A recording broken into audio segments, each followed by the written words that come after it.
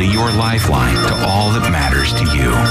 They bring you sports, your sports, the games as they happen. Your local broadcaster is there on the radio just for you. We are broadcasters. New Haven, WTOT, W271DM, Mariana, WPLQ, Port St. Joe. You gotta fight!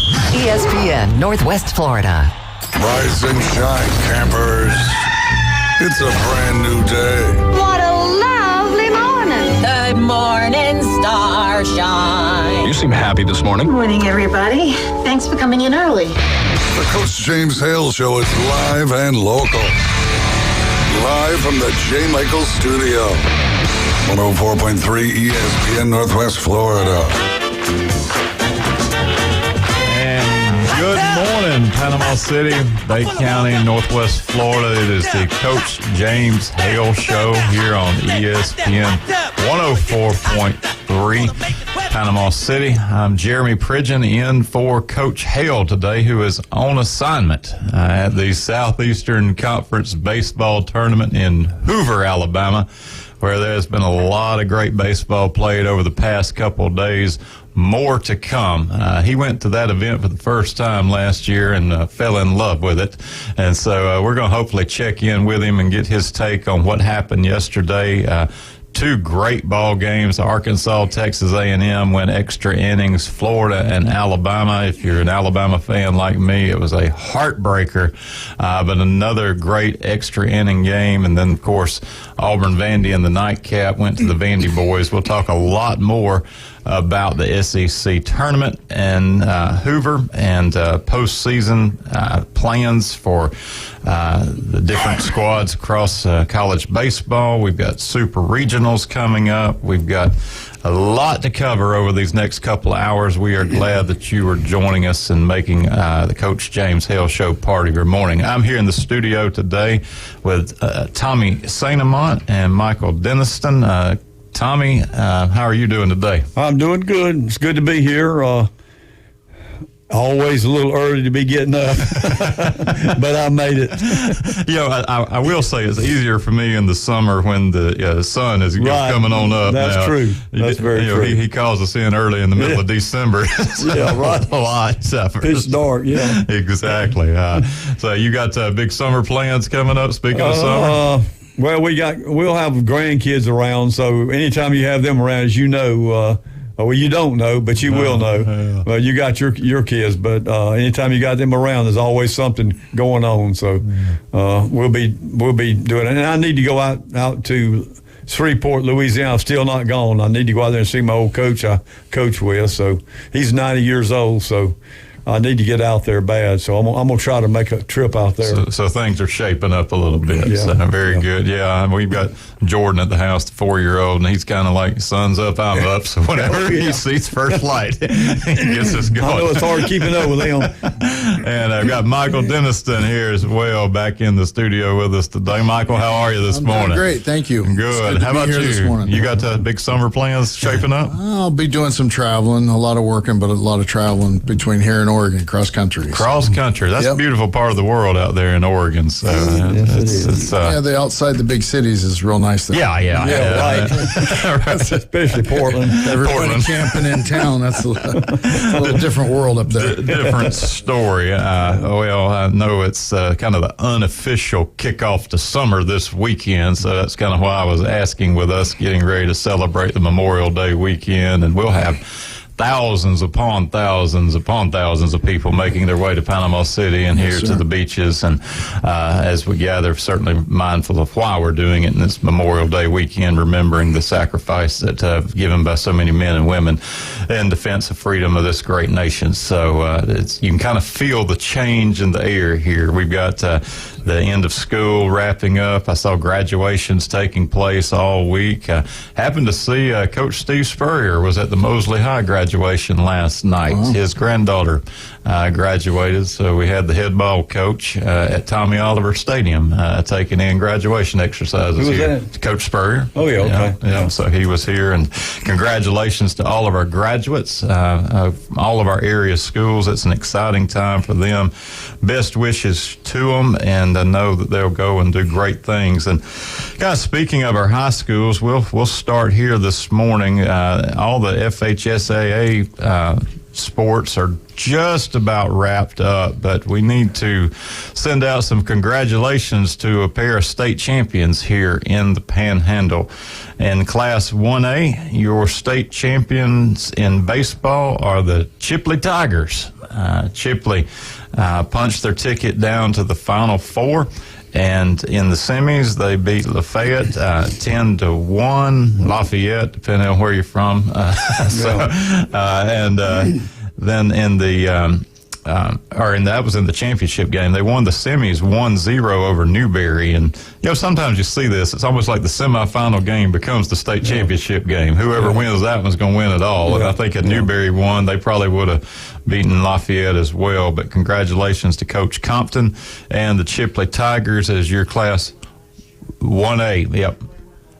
I believe Holmes County won last year. I'll have to double check that one. But, good baseball played up there on the I-10 corridor for sure. Yeah. And, 1A is pretty tough, though. You put Bozeman and Port St. Joe in there, and then you go over west, and you've got Jay and Northview. So, 1A teams have stepped up and played even the 5A and 6A teams fairly well. Yeah. So, that's good to see. And then across the bridge in Liberty County, your old arch rivals, Tommy.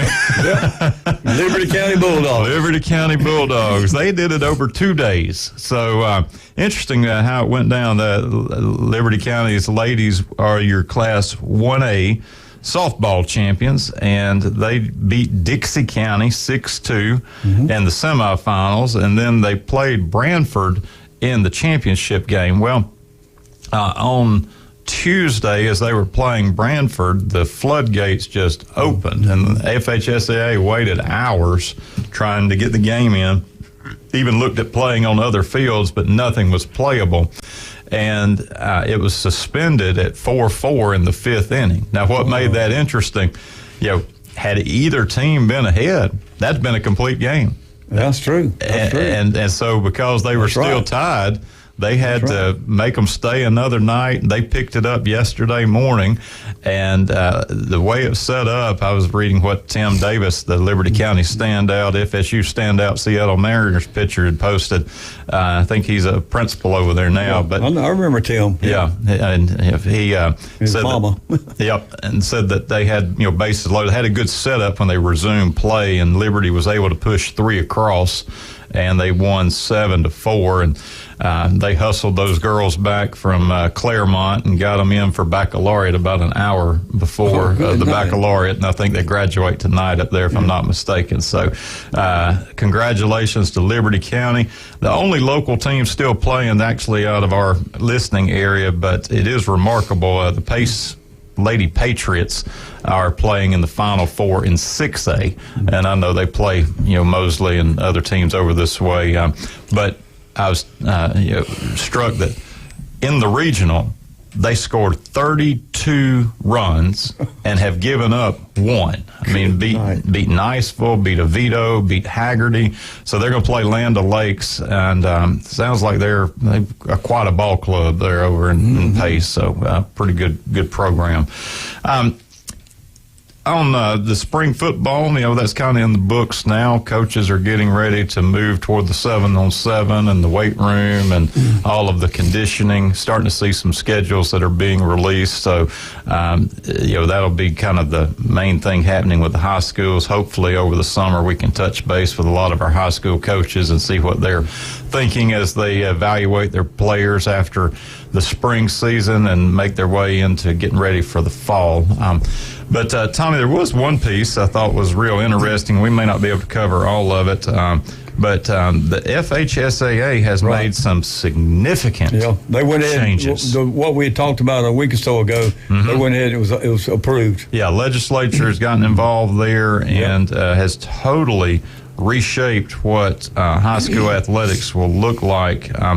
There's several rules. Some of them not necessarily, affecting the day-to-day piece, but in some cases, rather significant changes, like the board being changed. Rule 2, where a public school student can participate at another public school in the same district, or an agreement to participate at a private school in a sport that's not offered at the public school. That's right. That's big. That's right. That's right. You know, I know you've got the new university charter school going in there where they're not going to have athletics. So those kids want to play. Correct. You can move into That's right. other schools to play. Rule 4 was interesting to me, too, where a public school student participating in a sport or activity who transfers to another school can still play at the previous school. Correct. Wow. Yeah, even though they transferred. Even though they've transferred, you could theoretically wear a Weewall Gator jersey and transfer to Port St. Joe and still play. That wouldn't be real good. Wouldn't be good for you. You're going to be the most popular person in school. Yeah, but that's what they're telling us now is you could actually do that. That would not. I don't know why. I don't know the purpose of that, but. And then any school that joins the FHSAA by sport Right. can now be in the state series. That's right. You know, if you didn't join, you'd be classified independent. Right. And the one piece that came into play there is like IMG. Right. IMG Academy, pays exorbitant amounts of money. This is, Michael, that basically elite prep school that's a feeder program into all the colleges. And I know I talked to one athletic director that said IMG was calling looking for games, and it was $20,000 that they paid to this high school just to come in. But $20,000. Yeah, Wow. just to get the game, Yeah. and knowing that he was basically throwing his kids in. I know that'd be tough to do. Tough to do, but now IMG could theoretically play in Class 7A or 6A. So. Yeah, I don't know how that IMG works in the FSSA, but one thing too on the board now, there's only 4. They can only put 4. Select 4 from the schools to be on the board now, and it used to be the other way around. There was all they selected all those, so only 4, and the rest of them, the governor assigns, I think, 8 of them. And the commissioner, the education commissioner, is very involved now with determining what happens at the administrative level of FHSAA. This is the biggest reshaping of the FHSAA in probably almost 30 years. Yeah, it really is. And Michael, Florida here, governed by the one association that has had a lot of autonomy previously, but now is going to be under much more state scrutiny and control. So. Yeah, they've really gone up. I think there's like 26 on their staff now. Used to be like 2 or 3. And of course, there's over 800 schools involved in FHSA now, I think. So there's a lot of schools involved, so it takes a lot of staff to try to control, as I say, all these things going on in athletics. But, I mean, you've got to have something like the FHSA. I mean, you got to have them. If you didn't have them, I mean, you'd have some heck of a ball teams probably. Yeah, from the recruiting going on, it would be the Wild West. Yeah, it would be. So, this will have implications. Oh yeah, and the rules are put in place, and then you try to see, kind of what happens in the interpretation. And when you've got multiple schools in one area, and you get a very competitive football program or baseball program, or you see that you've got opportunity, it's be a couple of years before we figure out all that has happened with that RA, that representative assembly, which has about 200 something members from all the different regions, it's going to only be an advisory group now. They can't come up with bylaws, and the commissioner is going to be able to control all the bylaws. If they don't like something, they can go in there and get it changed. I mean, it's going to be interesting how the bylaws and change in the state of Florida, because that was a big deal with FHSA. People didn't like the way they did certain things. So yeah, absolutely. Well, we have a lot to cover this morning. Just getting started here on the Coach James Hale Show. We do want to give a shout out to our sponsors this morning. I invite you to go down to J. Michael's on Thomas Drive here in beautiful Panama City Beach, home of the original. A little Southern, a little Creole, a lot of hospitality, serving Bay County and visitors alike, and I expect that they'll welcome a lot of visitors this weekend. Since 1976, often imitated, never duplicated. And here in the studio with us this morning is Michael Denniston. Michael, tell everybody out there listening to us this morning who you are and what you do. Hello, I'm Michael Denniston. I'm a local insurance agent. I have my own company. It's Michael's Insurance Solutions. I help folks with individual health care, Medicare supplements, life insurance. If it has to do with insurance, I can answer your questions. Thank you. Yeah. And how's the best way to reach you? You can reach me at 850-271-4389 or info@Mike Denniston or Michael's Insurance Solutions are the easy ways to find me. 850-271-4389. Very good. Well, if you are listening out there, have any questions for us or anything in the sports world, feel free to give us a call here in the studio. We're going to go to our first break of the morning here on the Coach James Hale Show on ESPN 104.3. We'll be right back.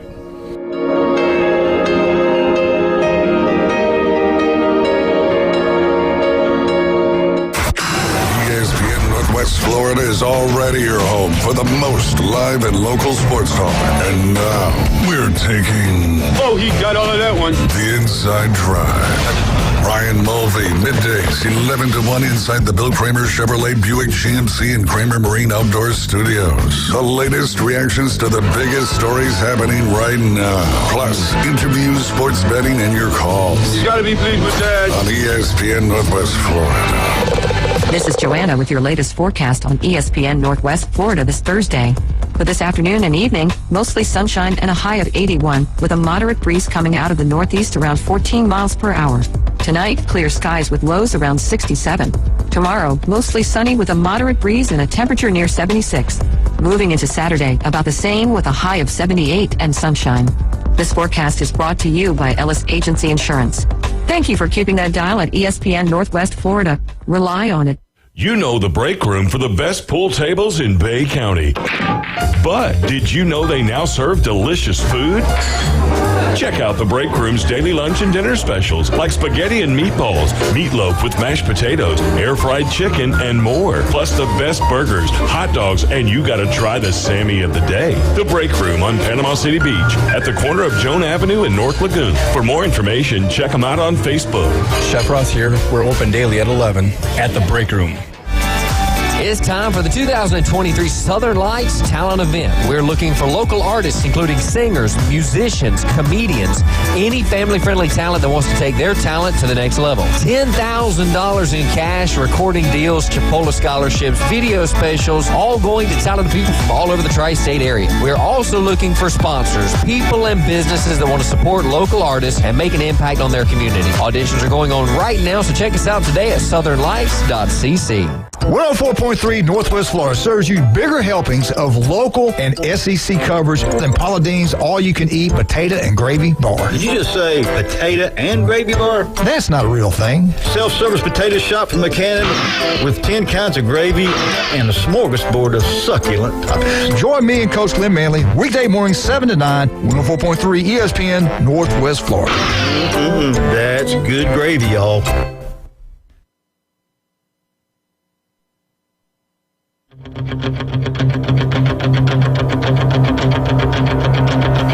And we are back here on the Coach James Hale Show, ESPN 104.3. I'm Jeremy Pridgeon sitting in for Coach Hale, and we hope to catch up with him later this morning as he's on location at the SEC baseball tournament in Hoover, Alabama. Here in the studio with Tommy St. Amant and Michael Denniston. Picking up in this next segment, there was a bit of a breakthrough yesterday in regard to talks in the Atlantic Coast Conference. There have been a lot of sort of rumblings around conference realignment and FSU, I think, being rightly concerned about revenues and revenue sharing. But the board of directors has endorsed a new distribution model that is success-based. Mm-hmm. So I'll be curious to get both of your takes on this. Do we peg the funding of these conference revenues to how well the teams are doing in these conferences? Does that create haves and have-nots within the the conference structure. But is that what it's going to take to hold them together? Yeah, I think they got to do something if they want ACC to stay together.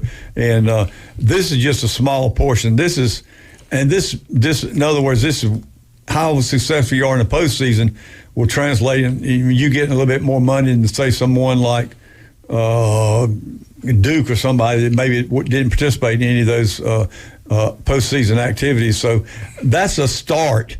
But I know Michael Alford, the AD at FSU, he wants it to go into the TV revenue based on who draws the most eyeballs on the TV.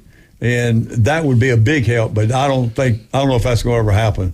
Now, Michael, you've got some Big 12 ties, and the Big 12 sort of went through something similar. It's different, but it's similar, where Texas tried to assert itself, and I know you know a little bit about Texas, and everything's bigger in Texas, but that created some reverberations, with Texas trying to step outside a little bit with the rest of the Big 12. Any experience with that or thoughts on that? Not really, but I believe that people should be rewarded for performance. If they're an asset to everybody else, sure. And this, I would note, is tied to the revenue producing postseason. Correct. So really, you're down to two sports we're talking about. Yeah. You're talking about the playoff for college football, and you're talking about the NCAA tournament. That's right. And so other ones are non-revenue producing in that way. So y'all find your headsets. Getting word we've got a caller out there. So let's see. Good morning. Welcome to the Coach James Hale Show. Who are we talking to today?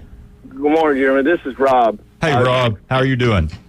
All right. I've been calling in with Coach just about every day now, talking about the conference struggles and stuff like that. Mm-hmm. If they go to, if they go to a revenue sharing type thing by who's successful, you're just cutting the throats of the lower tiered teams that are already struggling because they don't have the money. So now you're going to cut them and take away more of their money. Mm-hmm. And I hate to say this, the ACC has put themselves in a bad situation where it may be, and I don't want the powers to be at the universities to say, oh, well, yeah, this is going to work and that's going to work. Come on, let's be realistic. Let's either renegotiate the TV and get the same play on the same field that the bigger conferences are going to do, or let's just assume that we're just going to have to bite the bullet and let everybody go and go ahead and get the big conferences or whatever they're going to do with that. Because do you think revenue sharing is fair? To give the more leagues, because who's going to be at the top? Rob, I think what all the ACC is doing is just trying to appease. I think there's like 7 schools that's really interested in more money. Well, they all want more money, but these 7 schools have indicated that when they had their meetings, and I think that's just some way to. And it's like you say, it's not fair to the lower tier schools. You're right, but if they want to keep the ACC together, and I think eventually the ACC is going to go away because, like you say, they have placed themselves in a bad situation with what's going on in the ACC right now. Well, the commissioner and everybody that works just for the ACC, they sure don't want to lose their cush job that they've got, so they're going to try and do everything to keep from getting that 8th team in there that wants to dissolve the conference. That's right. And and I feel like that they've got enough good teams that they could all be divided up and find their own way out and go where they need to go. But I just don't think them saying that, okay, if you make the playoffs, then you're going to get the biggest share of the pot, and then if you go to a New Year's Day game, you get the bigger pot, and then when you get down to you have a bad year and you don't go to a bowl, it's like, well, you just don't really get a whole lot of nothing. Well, then that's the ones that need it the most. And I don't know how much money we're talking about because they've not really decided on the how they're going to share it. But I don't believe it might be. You might be looking at $5 million more per school. I don't know, but it's not going to be. It's not going to definitely catch up with the SEC or the Big Ten at all. Well, and that's we're already $25 million or $30 million per school short of what they're getting. That's right. Yeah. So And you look at Florida State, because we kind of talk, the local sports here, local schools, and then you look at Florida State's place in the state of Florida. You've got Florida, obviously, big rival right across the state there. You've got Miami, in-conference rival in the conference. But you still got USF, FIU, right. FAU, but the one is the UCF sitting there in Orlando, going to the Big 12. Does UCF getting on the heels of FSU would create a little bit of anxiety if you're sitting in Tallahassee? Yeah. Oh, yeah. But if they don't get into a bigger conference or be able to go to those schools, then once all this happens and they divide everything up and there's 4 super conferences that's got 20, 24 teams in each one of them, because you're going to end up with 60 to 70 teams that are schools that are going to be in the big major conferences. Well, what's going to happen to your FAMUs and your Troys and your all the smaller schools that are left out there, because now you're not going to be able to play the powder cake teams, the powder puff teams, and bring them in and fund their athletic program for a year. Yeah, I'm looking over at the composite schedule here in the studio, and if you're UMass, Charleston Southern, Tennessee Martin, Ball State, Grambling, Austin Peay, New Mexico, San Jose State, and I'll just keep running down the list. You need those 3 games, those money games, those guarantee games every year to fund the rest of your sports programs, not just your football program. Mm-hmm. Right, and I think that's what's going to happen is all those schools are going to get to where, nobody's going to be able to play them. So what are they going to be able to do? The only thing that I can see is that when all this happens, and whoever ends up being in control of all of it, which now was the ACC. But not the ACC, but the NCAA, if they say, okay, each conference is going to have to take $100 million a year and put it to the side to be distributed amongst all the other universities with their athletic programs, then it might work. But other than that, you're going to lose, And then the bad thing is that where these kids that are at the Mosleys and the Bay Highs that go to those smaller schools to get a college education are not going to be able to go get a college education anymore. Right. So you kind of feel like this is sort of a stopgap on a pretty bad path that's been charted for the ACC. Yes. Yeah. I just think that they're right now they're in the big pool, they're in the Gulf draft, and they see something and they're pulling at a life raft somewhere trying to keep them together. And I don't see at this point where they're going to be able to pull that out. Right. They've not been really anything said about what you mentioned earlier, Rob, that they need to renegotiate their contract with ESPN, I guess. It's got they need to, no one's even mentioned anything about that. So I don't know if anyone's ever looking into that or not. Well, the commissioner of the league is the one that signed that contract and thought he was doing the best thing in the world, patting himself on the back, and it ended up being the worst thing in the world because he got a long-term, low amount contract. That's right. Mm-hmm. And he's gone now. I think he's gone. He's the one that signed it. Yeah. But it's still he's left. They're left with what he produced for them. Right. Yeah. Well, it's clear we're kind of in this arms race, and we are moving. I think every day toward these super conferences and how it's kind of shaping out. But it's been choppy, and this will remain to be seen. As Tommy, there are a lot of details still left to be determined on this revenue sharing. But pegging it now to your success, obviously the revenue producers, North Carolina, Duke, those places, they like the NCAA tournament part of this piece because they're going to make those runs. But football-wise, you've really only had 2, Florida State and Clemson, that have been able to sort of punch in on the football side. So we'll see. Well, Rob, appreciate you calling in. We're bumping up against a break here, and it'll be something to continue to watch for sure as these details come out. No doubt. Y'all have a good day. Thanks for calling, Rob. All All right. Well, I think he's got good insight there on what's going on with the Atlantic Coast Conference and particularly implications for FSU. So as we move to the bottom of the hour here, do want to say a word about South Oak Title and Closing Services. You can close with confidence.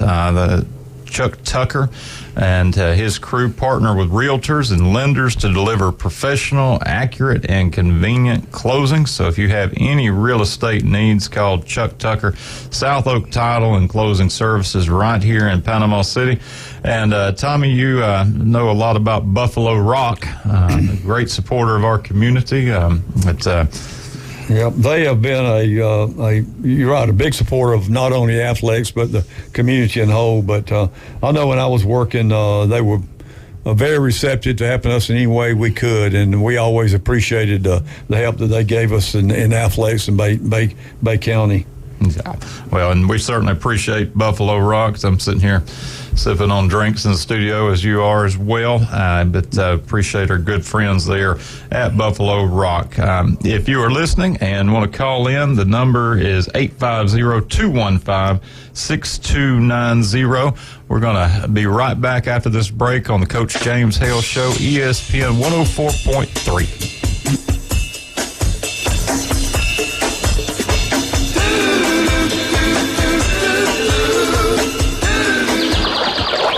ESPN Northwest Florida has the real local fishing report. Hi, this is Tim from Bay Breeze Bait and Tackle. Join me every Friday at 4:20 during the afternoon Underdogs. It's accurate, detailed content from local anglers, plus fishing updates on Saturday and Sunday morning right when you hit the water. Advice and stories from local anglers. Tune into the Bay Breeze Bait and Tackle Fishing Report, exclusively on ESPN Northwest Florida. If it's Western wear for the whole family you're looking for, there's only one place to shop, That Boot Store. The selections are huge and many of your favorite name brands at affordable prices are available. Want the finest in work clothes? Famous Carhartt work clothes are available too. Open Tuesday through Thursday, 9 till 5, and Friday and Saturday, 9 a.m. till 5:30. Next to Kia 15th Street, Panama City. Remember what Joe always said, keep Jesus in your life every day. Young Cycle across from FedEx Mosley Drive in Lynn Haven has a fantastic selection of pre-owned Harleys at great prices. Great prices. Don't buy a Harley until you stop by Young Cycle. Young Cycle, a full service department is available too, offering motor trike conversions, parts, and accessories. Nothing compares to Harley-Davidson and the low prices on pre-owned Harleys at Young Cycle. Young Cycle, 112 Mosley Drive across from FedEx in Lynn Haven. Did you know that fees associated with real estate closings are virtually the same from one title company to the next? So what sets South Oak Title apart? Effective communication, customer service, expertise, and technology. If you're buying or selling real estate, refinancing a residential or commercial property, tell your realtor you want to close with South Oak Title. South Oak Title, with locations across the Southeast, including Panama City Beach, Inlet Beach, Destin, and Fort Walton Beach. Visit them online at southoaktitle.com. And here we go. The number one SEC call-in show is now twice as big. The Paul Feinbaum Show. Weekday evening 6 to 10. Now back to the Coach James Hale Show on 104.3 ESPN Northwest Florida. I said, son, you're going to drive me to drinking if you don't stop driving that Hot Rod Lincoln. Hot Rod Lincoln. Well, welcome back to the Coach James Hale Show on ESPN 104.3 Panama City, 102.1 up in Mariana, 101.9 down in Port St. Joe. And I believe we've got a caller as we come back for the third segment of the morning. Who we got on the line today? This is Dr. Coach Mike. Mike. Good morning. How are you doing, buddy? I'm doing great. I'm a little underinformed. How about the Alabama team's performance yesterday, Auburn and Alabama in Birmingham? What happened? I don't have anything on that. I'm not joking. They must have lost. Well, you would go bring that up, wouldn't you? There goes hosting a regional. You need to listen, Mike. Jeremy's going to have a little talk about the Alabama baseball game. That was a heartbreaker. I'm sorry to hear that. Yeah. Well, I'll probably have to go to Gonzaga to play their regional. Yeah, I tell you, it was like so depressing. I mean, congrats to the Gators. We'll break it down more later, but you did have to bring up painful stuff right out the gate, didn't you? It makes Brian Hadid look like a prophet, though, doesn't it? With the Gators. So what's going on? Well, I'm a SEC capital city that's got a War Memorial Stadium in it, but I'm going to still follow your show, y'all's show, Coach Hale show. All right, going to Little Rock. Yeah, it could have been Jackson, but good guess. Yeah. So you were right. I think the last time Arkansas played there, they played Pine Bluff, though. Right. That stadium. I was thinking about y'all's repeater. That stadium is decrepit now. They don't take care of it. They're not coming back to it. No, it sort of parallels what happened with Birmingham and Legion Field and Alabama and Tuscaloosa. Because Arkansas would go play a few games in Little Rock at War Memorial, and now. Razorback, stadium there, Reynolds Stadium has surpassed really it. Yeah, really nice. Well, here's the thing: Georgia and Florida in a couple of years are going to leave a stadium that's in great shape. Yeah, this is true. That's going to happen. Georgia, that used to be a big deal for the South Georgia fans to come down there, but they're all so rich off of quail hunting and stuff. They just take private jets up to Athens now. But you make a great point talking about Georgia and Florida extending their series in Jacksonville at least through 2025, and that game has been played in Jacksonville all but 2 times since 1933. So I mean, it's one of these rare neutral site games, kind of like the Cotton Bowl with Oklahoma, Texas. But South Georgia, really, I think that game kind of drew the South Georgia alums to come in. So while you're going, well, why are you playing Jacksonville, Florida every year?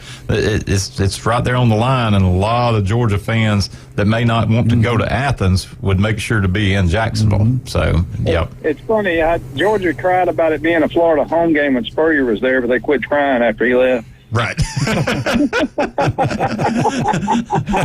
But it's a lot like the Kentucky Ole Miss basketball game, which is a home. When it's in Oxford, it's a home game for Kentucky because the Paducah fans come down there. Come down and take it over. Yeah, the Big Blue Nation takes over. Yeah. That's for sure. So who are our semifinalists now? So Vanderbilt and Florida. Did Auburn lose too? Auburn moved to the loser bracket as well. So they are in the double elimination. Oh, that's right. They're double elim right now. Yeah, but Vandy and Florida sitting I well. thought they were going to get rid of that because they almost lost the tournament. What was it, last year or 2 years ago when it rained so much? Mm-hmm. Yeah. So we beat it by a week this year, I guess. Yeah. Or sort of did. So they modified it with the first round being single elimination, and then they get it down to 8 and play the double and play it on out.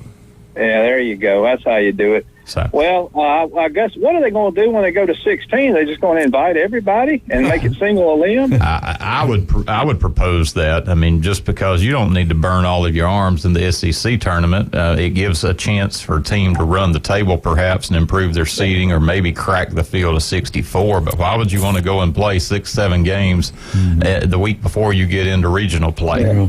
Wait till the basketball tournament does that. They'll be the 8th place team will win every year because everybody will quit trying because they know they got a bid.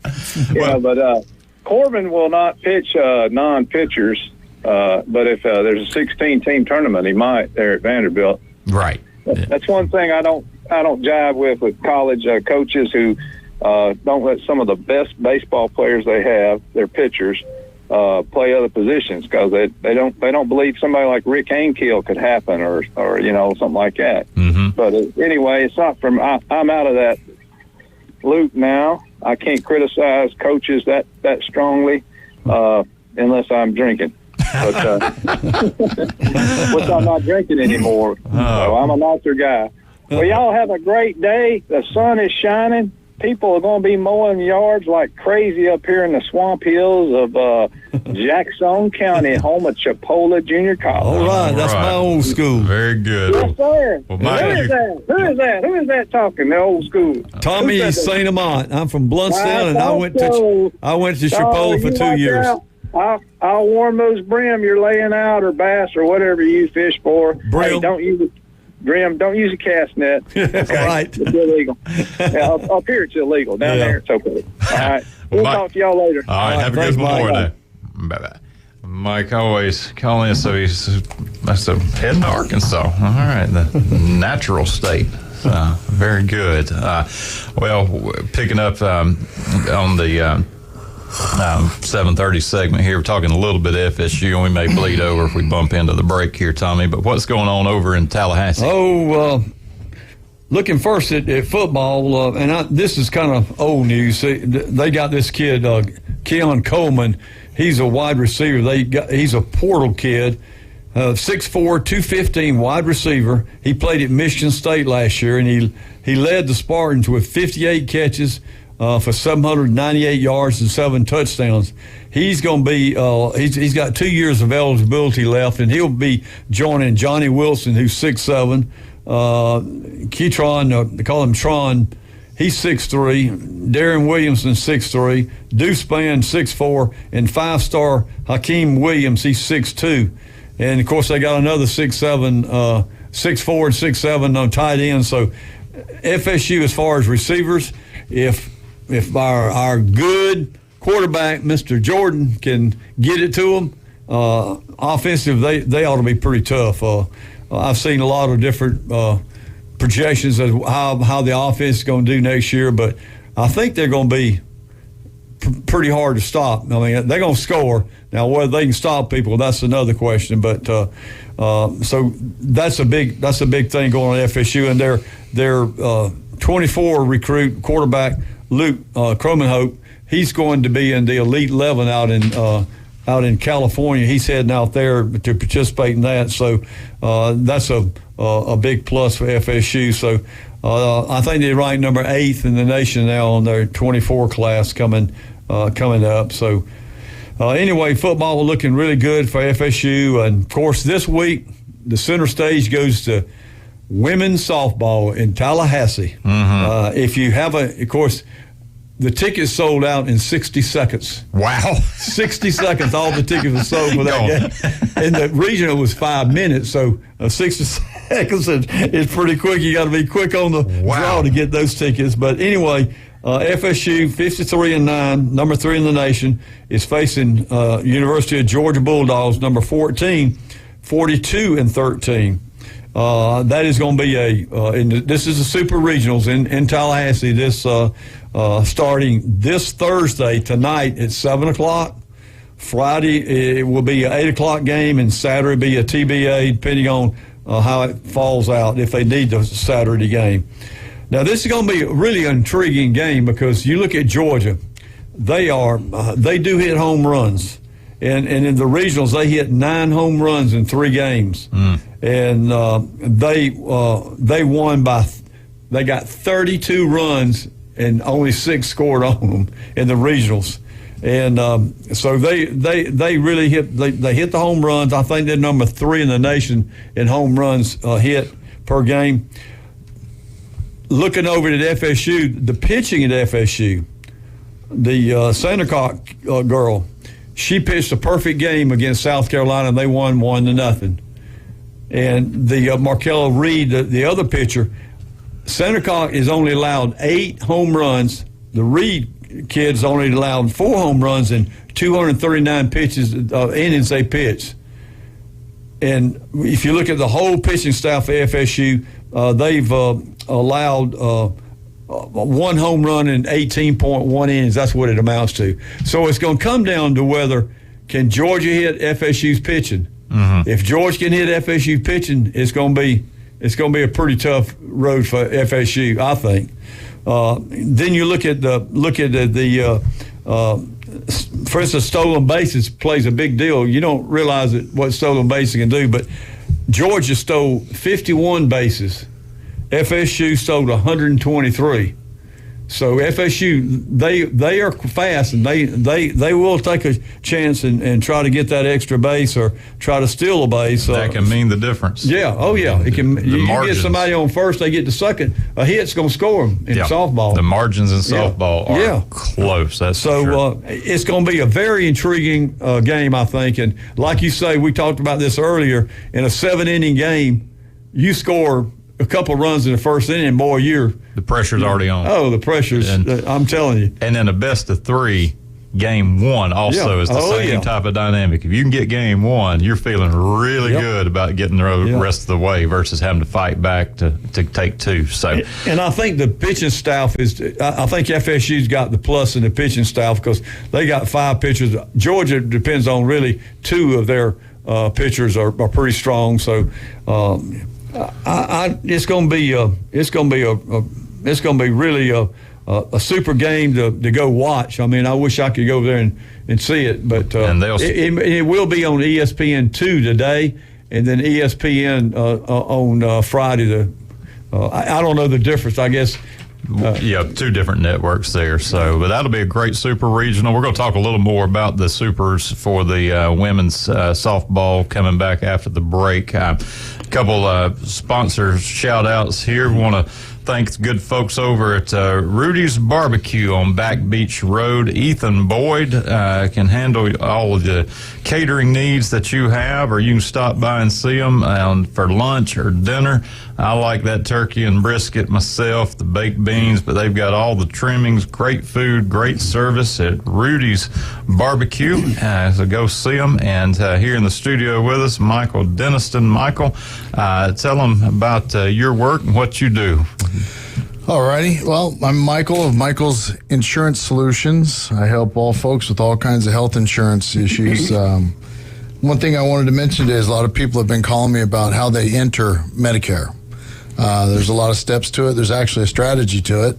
A simple phone call, I can help you with that. 850-271-4389.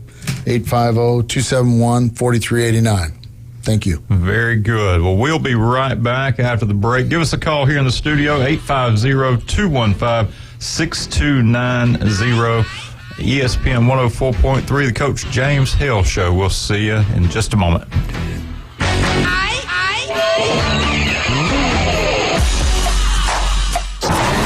ESPN, Northwest Florida.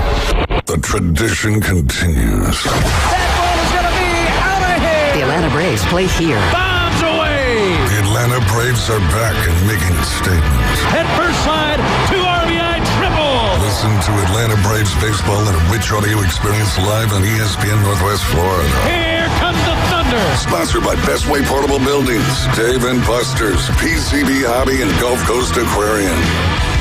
This is Joanna with your latest forecast on ESPN Northwest Florida this Thursday.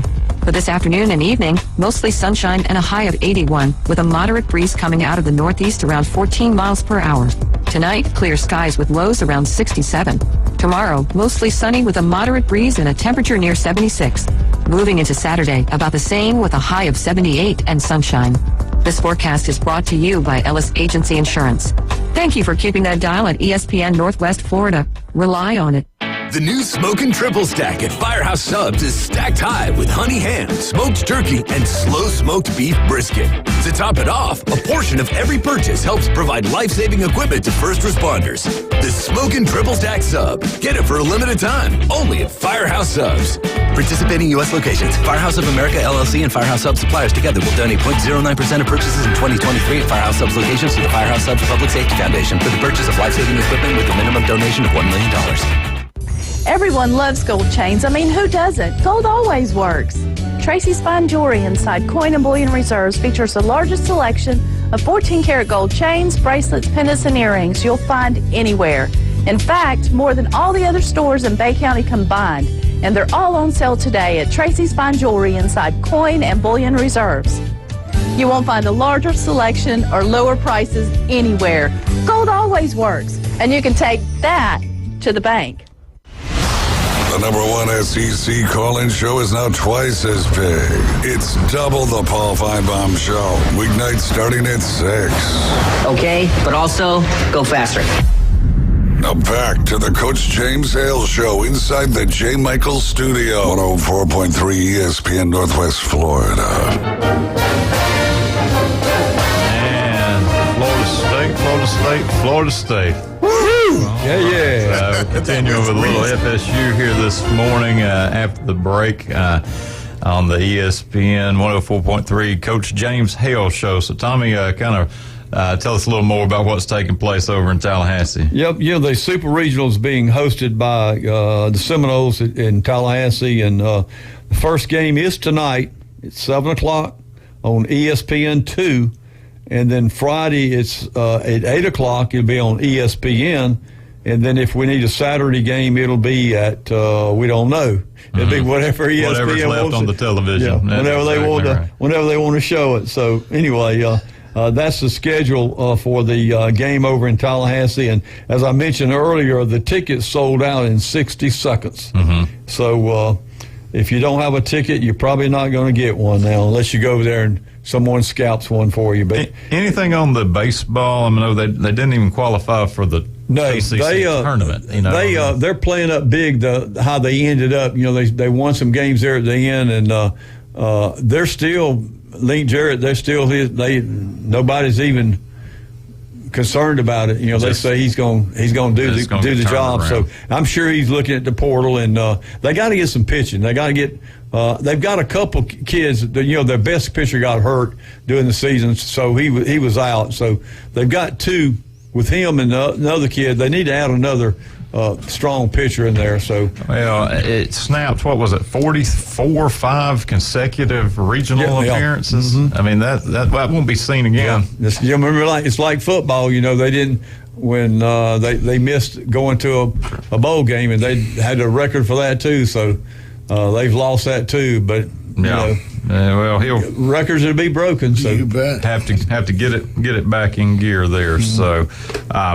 We talked about the revenue sharing in the previous segment, and close to that is always a discussion around conference realignment. And, the two that you hear, SEC and Big Ten, we heard a little bit, Miami, if they bolted, would go Big Ten. But what's the sentiment among SEC or Seminole fans? Well, that's pretty easy. I have a subscription to War Chant, and all the writers on War Chant, every single one of them, when they ask that question, had you rather us go to the Big Ten or the SEC? Every one of them said SEC, which I figured that, but because it's a Southern thing. Yeah. And and it's be nice to have Georgia, Alabama, all them coming into Doak Campbell.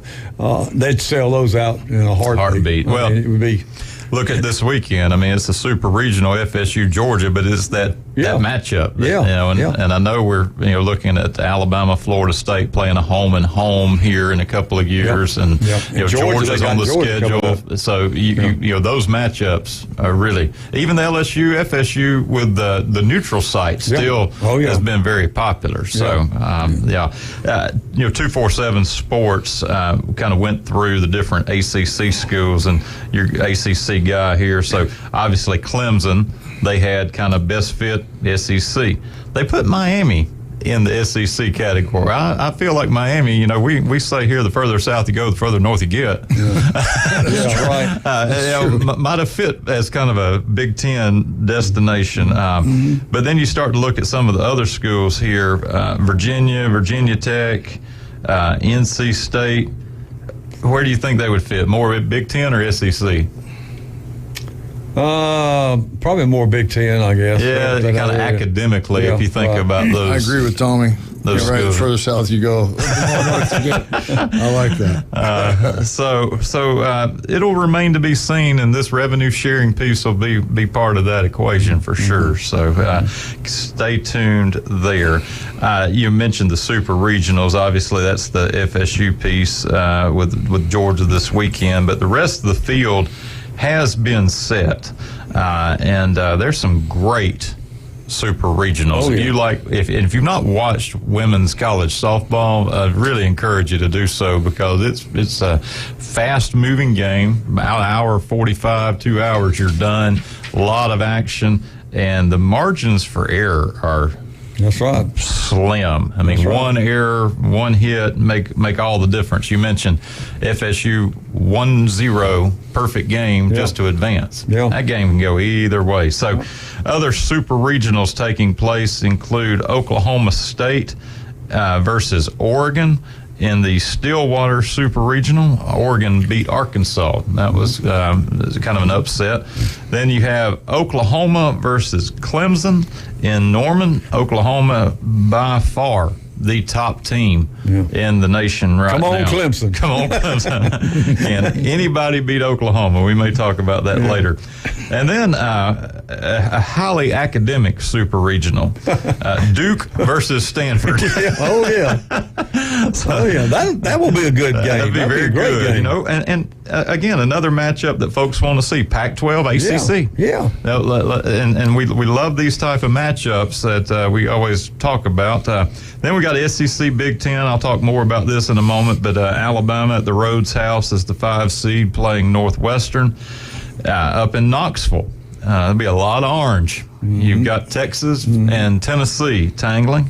And then the Seattle Super Regional, you've got Washington versus Louisiana up in Seattle. Now, I was telling you before, I was watching some of the regionals Sunday night, and it was the last game being played in the regionals. Everybody else is done. The field is set. But, Mike, you've got McNeese State University out of Lake Charles, Louisiana, right on the Texas line there.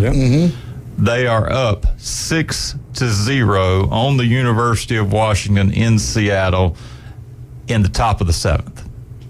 They are 3 outs away from winning the Seattle Regional with a chance to come back and play Louisiana in a super regional. So you would have had McNeese State playing Louisiana, Lake Charles and Lafayette just about an hour apart, and Washington somehow found a way to score 7 runs in the top of the 7th to win the regional. Amazing. I sat there I have no dog in the fight, but I sat there just feeling sick to my stomach for these girls from McNeese State, and you could just watch it getting away from them, and there was nothing to do other than, watch it happen.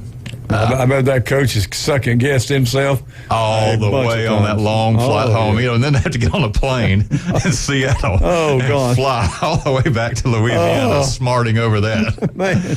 That is amazing. That is absolutely amazing. It was. And if you haven't seen it, go check it out. I just sat there just kind of jaw dropped that actually happened. Were there errors involved? I assume it was. Errors, hits, walks. It just was this everything went wrong.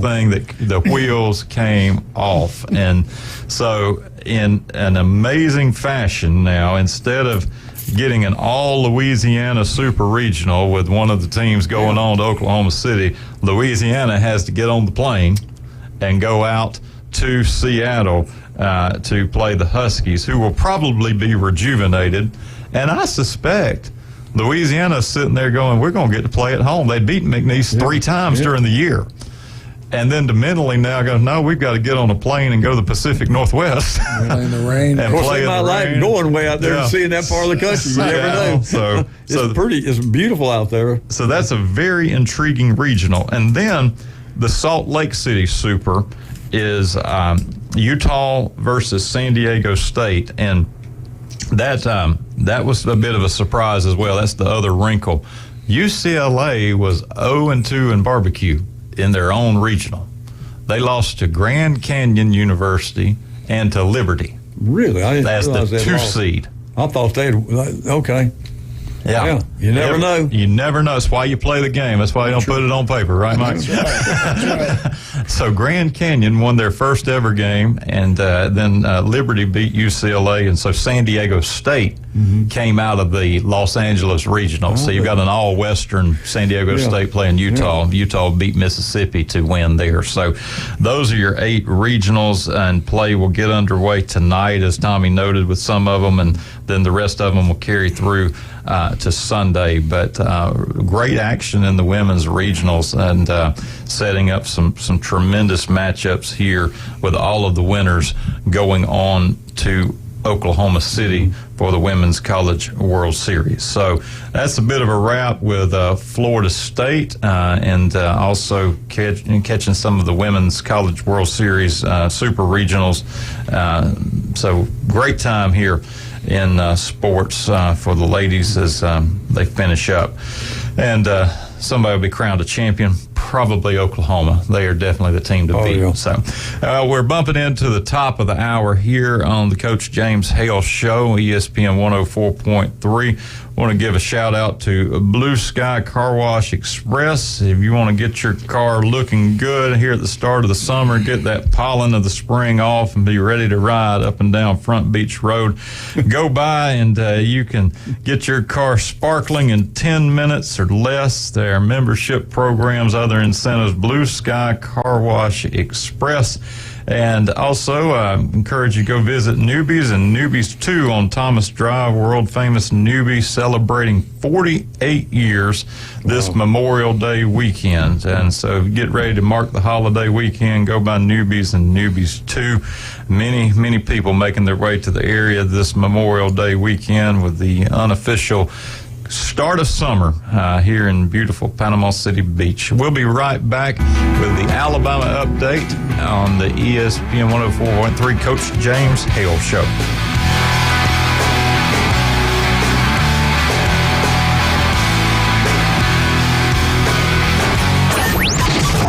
ESPN Northwest Florida.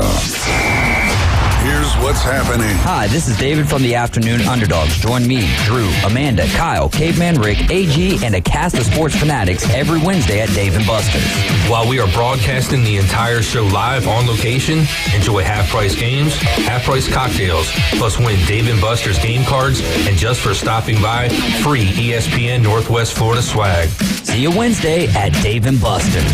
This is Joanna with your latest forecast on ESPN Northwest Florida this Thursday.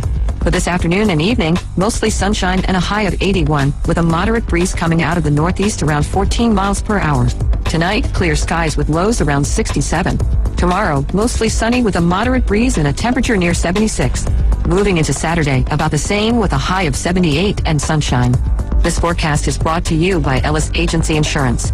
Thank you for keeping that dial at ESPN Northwest Florida. Rely on it. Sykes Concrete has been in business in this area since 1947, and 3 generations later, they're still going strong. See Sykes Concrete for dirt, sand, rock, and concrete. They can handle any size job from the smallest to the largest. Sykes Concrete pays CDL truck drivers some of the highest wages in Bay County, making $50,000 to $75,000 a year, including holiday and vacation pay, plus health insurance. See Hugh Sykes at Sykes Concrete, 8030 Highway 77 on the right, just north of Southport Elementary School.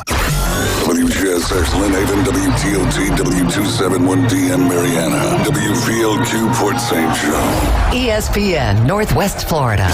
Take your next adventure in an award-winning Kia from Bill Bird Kia. The SUV family has movement that inspires, and we invite you to test drive the new 2023 Kia Soul, Seltos, Sportage, Sorento, or Telluride. You can command the road in a sedan from Bill Bird Kia. Drive away today in a new 2023 Rio, Forte, K5, or Stinger, and discover the all-new Kia at Bill Bird Kia. 2435 East 15th Street, Panama City, or anytime at BillBirdKia.com. Peace of mind you can trust at your local community dealer, Bill Bird Kia.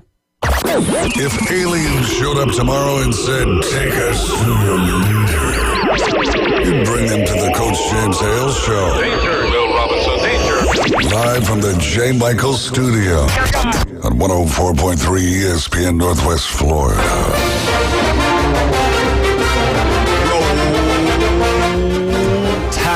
Well, I was wondering if y'all were going to leave me hanging there for a second. We did. Roll Tide. Well, it is your Alabama update with Steverson Air Conditioning for all of your heating and cooling needs. And it really, I think, shifts to the cooling this time of year as it is getting hot out there. You can feel it. It's like a switch has been thrown. That's Since right. 2005, Steverson Air Conditioning, locally owned and operated HVAC contractor here in Panama City with a wide range of services and repairs and for new construction, rebuilds, remodels, whatever your needs are. Give the folks at Steverson Air Conditioning a call and tell them Coach Hale sent you. So talking a little bit of Alabama and the update there. I'll start. Mike went there earlier in the show, but I was watching late last night after getting in from church, and Alabama and Florida played a classic in the SEC tournament last night. Extra inning affair, 11 innings. was knotted up at 3 at the end of the 9th, and we got some free baseball in the 10th. Both teams made threats, but nothing really materialized. Then Alabama punched open in the 11th and got 3 across, and I was feeling really good about life. And then inexplicably, Alabama made a pitching change and took our hot hand off the mound. And, maybe you think, okay, I'm up 3. I've got to play a long time through the weekend. No one in the history of the SEC tournament has ever overcome a 3-run deficit in extra innings. So, nothing to worry about here. Florida 7, Alabama 6 on a 3-run walk-off. And, that ball's still landing, it was knocked into the night in Hoover and just out of sight. So, congrats to the Gators who advance in the winner's bracket to play the Vandy boys. And, that game will take place today up in Hoover. But, the stunning walk-off loss drops Alabama to the loser's bracket in the double elimination format. And today we will get the Iron Bowl of baseball. So action's going to kick off here, Tommy, not long after we're done. They will start at 9:30 this morning with Texas A&M, who also lost on a walk-off. Arkansas walked them off 6-5 yesterday. And so Texas A&M will play South Carolina in an elimination game. 30 minutes after that one, we will get Alabama-Auburn, and the Hoover Met's going to be rocking. I imagine there are going to be a lot of people going, I got to knock off at lunch today. Head over to see that one. So, winner will go on in the tournament. Loser will go home. But I was really hopeful we'd be sitting where Florida and Vanderbilt are playing the late game tonight in the winner's bracket, but it did not happen. So, however, Alabama baseball is now 8-3 since all of that came to light with Coach Bohannon and the gambling and those matters. And so they have responded well to adversity that few ever have to deal with. And because of that, they have really, I think, put themselves in the conversation to host a regional. Whether they do or not still remains to be seen. And they're certainly not out of it in terms of the tournament. You just got a long way to go now. They really need a win today, probably need to continue to fight off elimination one more time. They don't necessarily need to win the tournament, but we'll talk about those projections later. But a season that has had so many ups and downs, where they were swept by Columbia early in the season, and Ivy League school, and then to bounce back here as they have after the coach was dismissed following the LSU series. All that still factors into the story being written. Tom, you mentioned the super regionals. We touched on this a little bit as well. Alabama is hosting a super regional as well as Northwestern comes to the Rhodes House, and they will start a 3-game set. Alabama and Northwestern actually are the last super regional to get underway. They do not play until tomorrow night with an 8 p.m. Eastern first pitch, 8 Eastern, 7 Central. And then Saturday, it's a 9 Eastern, 8 Central first pitch. So they've got late games up in Tuscaloosa. 8 o'clock first pitch Saturday night. Game 3, if necessary, on Sunday. Northwestern won the Evanston Regional and will head south. So we've got SEC, Big Ten. The big question, as has been the question all along, is how is Montana Fout's knee? She hyperextended it in the SEC tournament when they were playing out in Fayetteville. And we're talking about how that happened. The way I've heard it explained was, the pitchers kind of get their groove where they're dragging their foot there off of the mound, and then they plant with the other one. And over time, you can just kind of wear ruts in the circle. And that she came through and kind of hyperextended the knee there. But she's been doing bullpen work. Coach Murphy did say that she would have been available maybe if needed in the regional. They did not need her. Jayla Torrance threw 18 scoreless innings to get through the regional. And I suspect that Torrance will get the ball tomorrow night in game 1. But we will see Alabama weighing the possibility of her return, Montana's return, if needed. So we'll see. Obviously, Alabama's a different ball team with Fouts in the circle, and she can dominate any team out there. You know, we were asking the question, can anybody beat Oklahoma? Well, I'd like to see Montana Fouts at 100% get her chance. You know, because like the FSU girl threw the perfect game. I mean, Fouts already has one perfect game in the Women's College World Series against a very strong UCLA team. You get her in the zone and get focused, then it's something special to watch. So we're pulling for her and hope that she will be back. So we'll talk a little more about this through the rest of the morning, but the SEC coaches are heading to Destin next week for the SEC meetings, and Nick Saban spoke with reporters at the annual Nick's Kids charity golf tournament, and these are some of the things that he's anticipating bringing up in Destin. He's concerned about the state of college football, really about how to put parameters on the transfer portal, particularly in NIL, name, image, and likeness. He said, you know, it's great that players can earn money, but we should be careful about avoiding pay for play. You know, and so he was quoted as saying, you know, can we create a competitive advantage or disadvantage for certain schools, you know, in this, which I think is what's happening. The ACC revenue sharing, Michael, is one of those matters where, you know, success is going to increase this for some schools, but perhaps over time will take and relegate other schools to the periphery. That's true. Yeah, I can see that. Even as a Power 5 program. So, you know, Saban is saying, you know, we still try to emphasize you go to college, create value for your future, develop as a person, develop a career off the field. And those are the things that he wants to emphasize. So I think it's setting the tone for some conversations around this, you know, shift that has occurred with NIL.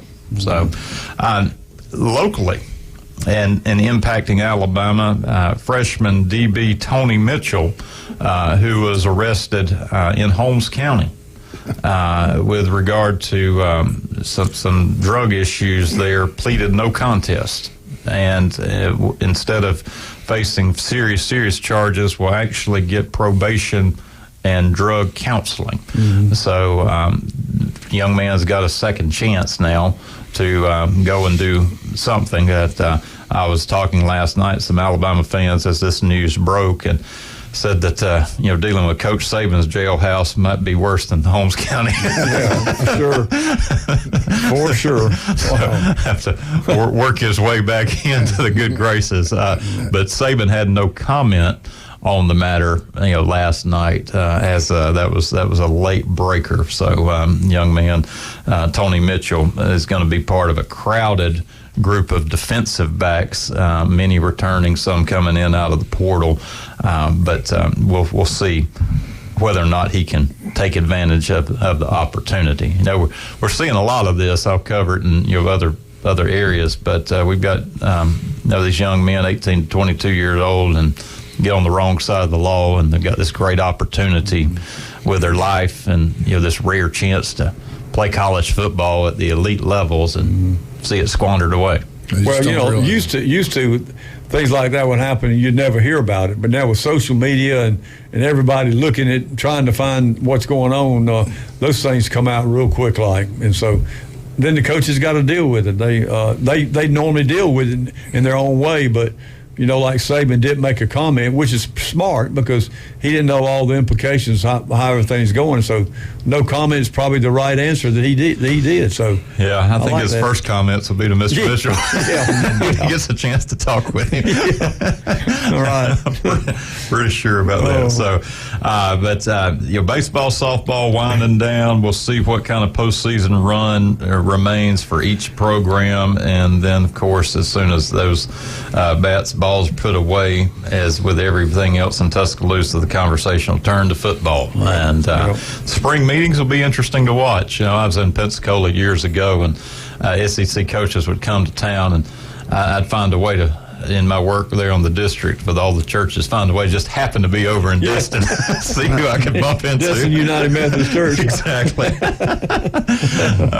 This has been your Alabama update with Steverson Air Conditioning. Your heating and cooling needs can be met right here by a locally owned and operated HVAC contractor in Panama City. Been here since 2005 with all of your repairs, new construction, rebuild, remodels. Give them a call and make sure your unit is in good order as the hot summer days are on the horizon. We'll be right back with your Auburn update on the ESPN Coach James Hale Show, 104.3 Panama City.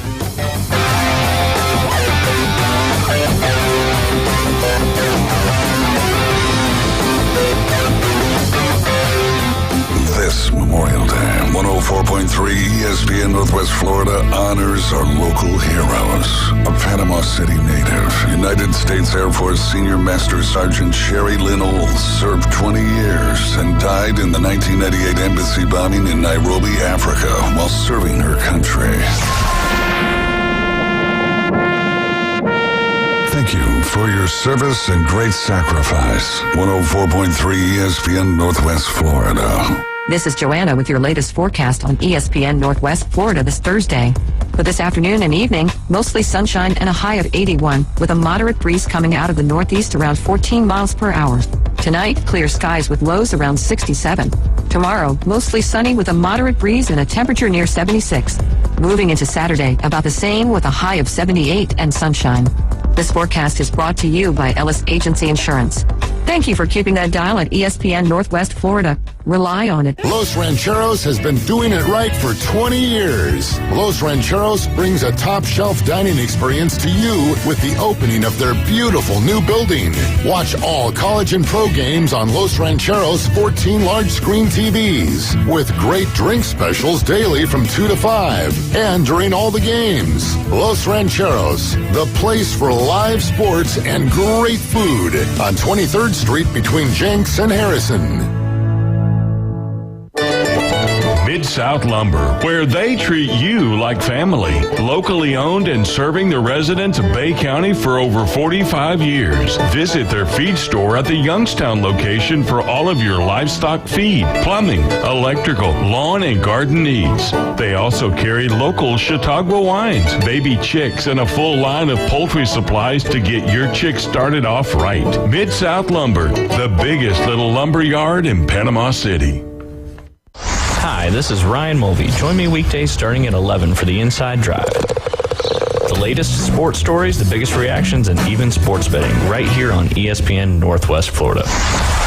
Now back to the Coach James Hale Show inside the J. Michael Studio on ESPN Northwest Florida. War Eagle, and shout out to all of our Auburn fans here who are also licking their wounds a little bit after the late ball game in the SEC tournament up in Hoover. That was a 4-5 game. Auburn 5 seed playing the 4 seed Vandy boys, and they came up just a bit short last night, 6-4 after winning their opening round game against Missouri 10-4 in the single elimination.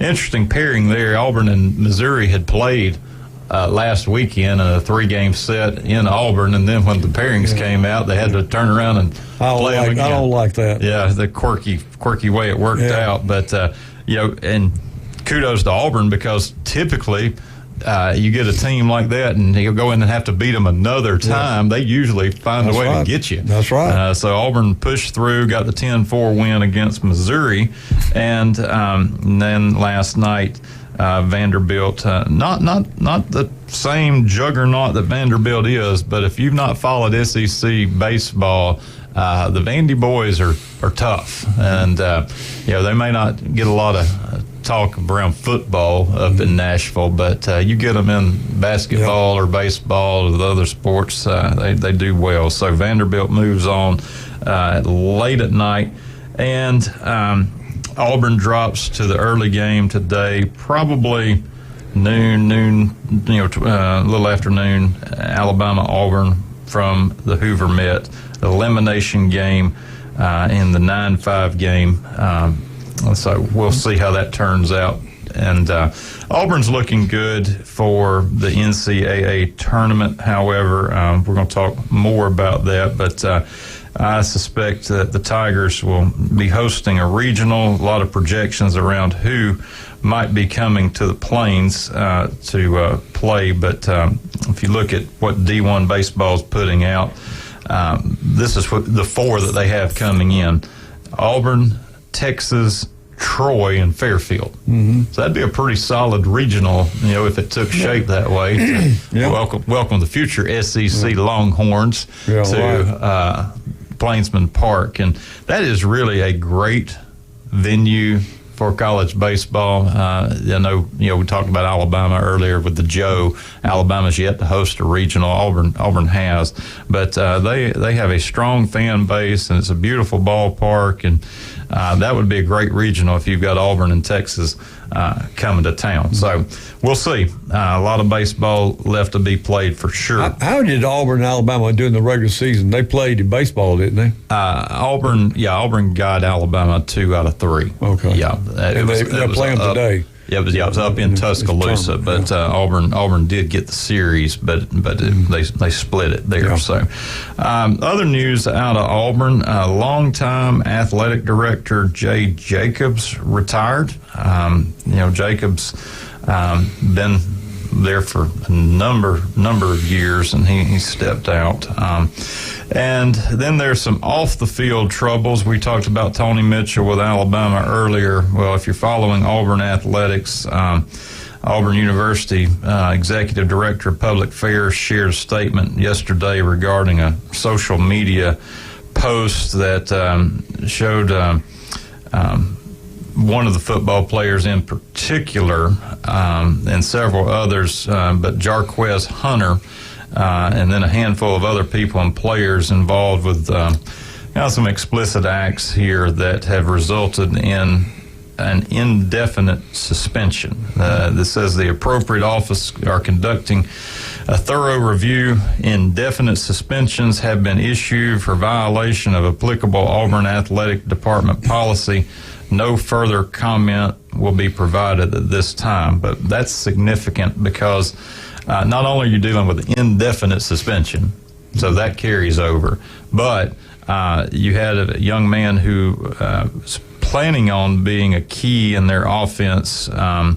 He was number 56 out of the top 100 players in the nation, had made the cut as one of Matt Zentz's offensive spring practice standouts. He had 892 total yards, 9 touchdowns off of 121 touches last year. So a lot of concern, not only for the incident, which is not good, but also as to what that might mean, spiraling out as to whether or not that puts kind of a cloud over the program as a whole. So, has Hugh Freeze said anything about that, or did he make any comments or not? I've not seen anything from Freeze yet.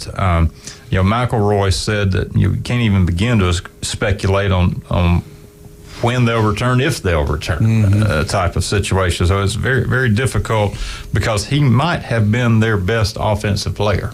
Wow, that's tough. That's a tough loss for any team. That is a tough loss here. So, we have to watch and see what will happen there. It amazes me when you get into college, and I know there's so much stuff going on for these athletes to get involved in, but how can you beat dumb enough to do some of the things they do. I mean, you got all these perks, you got everything that's going your way, and then you just mess it up. Yeah. We've known local kids that's done that, Yeah. It's just, they just don't do the right thing. Yeah. And, the same thing, we've got a wide receiver over in Georgia that was arrested for reckless driving. Yeah. So, put his career and put other people's lives, in danger at that point. There's that old adage, Michael says, youth is wasted on the young. You bet. Is that still up in the air? They resolved any of that, or well, this is another case. This was recent too. Okay. Yeah. So, good night, Michael. What do you think about some of this? I mean, we've all been there. 18, 22-year-old growing up, tumultuous times. But then you add the pressure of social media. You add, name, image, likeness. You add all the stardom that comes with being a Division I athlete. Boy, it's hard to say. I mean, when I was that age, it'd be hard to make the right decision most of the time in a situation like that. But boy, I mean, you really got to think it through. Because I remember people talking to me before I made mistakes, trying to straighten me out, and it just doesn't. You don't have you don't appreciate the value it really has. I think he will now, or he won't. You know how it affects the family. I mean, everybody. You're representing your mom and dad, and your family name out there. Oh, I can hear my father saying that right now. Yeah. Boy, don't you go out there acting like that with my name on you. No way. You got brothers. Yeah. Remember who you are, who you represent here. Yes, sir. Well, it is a different day with the scrutiny. Oh, yeah. That kids it's instant. Under. Yeah, it's instant. That's right. It's labeled wrong or right. It's instant. That's right. And now it's out there in perpetuity. Forever. Yeah, forever. That's right. It never goes away. Yeah. Just about. I'm going for your job interview, and wow. Yeah. Now, Michael, did you play sports growing up? Oh, yeah. And what sports you play? I wrestled. Football, baseball, primarily. And one of the things we talk about with sports are really those lessons around discipline. You bet. And toughness, and those things that shape you and mold you, carry you beyond that. And for a lot of these young men and women, sports really provides that avenue where maybe I'm not interested in the academics, but I know to be able to play, you got to have it. Got to do that. It'll pick you up and lift you right out of where you're at. Yeah, that's right. If you take what you got and work it, and then to have done that work, and then have these moments that are truly life altering. It's really sad. I mean, it hurts me when I hear that, because they don't realize what kind of opportunity they're throwing away a lot of times, or jeopardizing, I should say. Right. Yeah. Right. And I just read this the other. I didn't realize the two kids over at Port St. Joe that was killed in a car accident. I mean. From what I understand, great kids, just outstanding kids, and their whole life, all the potential there. That just gets me, when you got these young kids like that lose their life in accidents or whatever. But same thing can be. It doesn't have to be an accident. It can be doing something stupid that affects your life, and you got it made, and you just mess up. You mess up. Yeah. But it's sad to hear those. I really. Grief for those parents of those two kids. That's terrible. Well, and if you haven't followed the news over the weekend out of Gulf County, where I'm from, it really has hit hard. The loss of any young person's tough, but in a small town where everybody knows everybody, and you watch these kids grow up, they've got a very, very tough day on Saturday, where the two funerals at the high school gym for T.J. Jenkins, and then one for Andrew Shepard. Visitation is going to be Friday night at the R. Marion Craig Dome there at the high school, and then the two funerals on Saturday. Jim Norton, school superintendent over there, and he has kept us all kind of informed and ways to help those families with defraying the cost of the funerals and the like. And then of course, those kids had just played in the spring game just a few days ago. And now, burying them Saturday. So our thoughts and prayers And as we've said, even those of us who wore the red and white, we all Tiger Sharks today. So and so keep the Port St. Joe community in your prayers for sure. So life's fragile, and these decisions that have long-lasting impacts here, and so. Look at Tony Mitchell. Got a second chance here. We don't know what will happen at Auburn. Don't really know what will happen at Georgia. But these kids have this rare opportunity, and you just want them to take full advantage of it. You really do. So, when you're young like that, you think life's invincible. I mean, you can just do whatever you want, and everything is going to work out. And it only takes one critical mistake, and it's gone. Absolutely right. Gone. Well, again, Auburn update. The big news will be Auburn and Alabama playing here later in the day in an elimination game, SEC tournament. We're trying to get a hold of Coach Hale to get his take on things as to what's going on in Hoover, so maybe he can give us a ring here in a bit. We'll be right back after the break. If you want to give us a call, the number is 850-215-6290.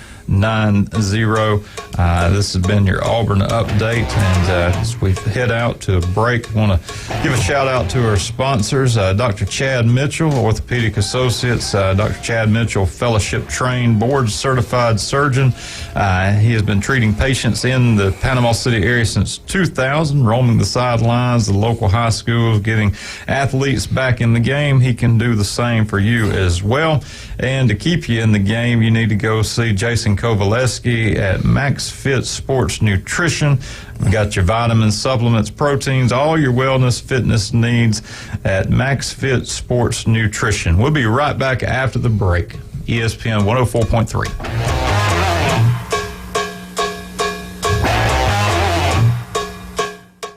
This Memorial Day, 104.3 ESPN Northwest Florida honors our local heroes. From Port St. Joe, Sergeant Clifford Sims, United States Army, made the ultimate sacrifice. While in heavy combat in Vietnam, company leader Sergeant Sims threw himself on top of an enemy explosive device in order to save the soldiers of Company D. Thank you for your service and great sacrifice. 104.3 ESPN Northwest Florida. The road is yours this summer in a new Kia from Bill Bird Kia. Stop by and check out the Bill Bird Kia SUV family that is built for all-in adventures and endless possibilities.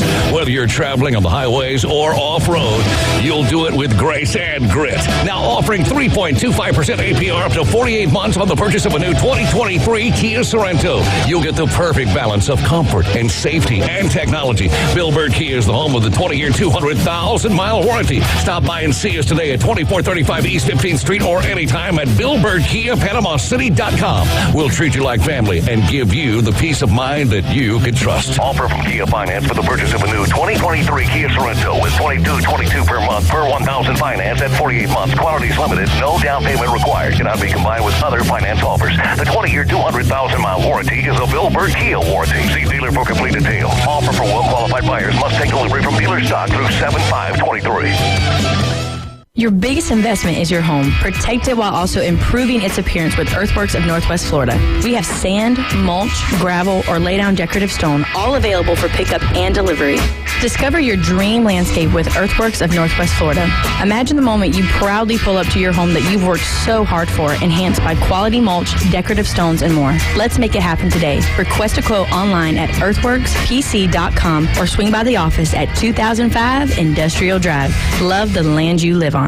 Welcome to It's the Coach James Hale Show. But I believe diversity is an old wooden ship that was used during the Civil War era. Live from the J. Michael Studio, 104.3 ESPN Northwest Florida. And we're back on the Coach James Hale Show, ESPN 104.3 Panama City, 102.1 up in Mariana, 101.9 down in Port St. Joe. And we appreciate you being with us this morning as we make the turn for home on this morning's show. We've covered a lot of ground with all the spring sports going on.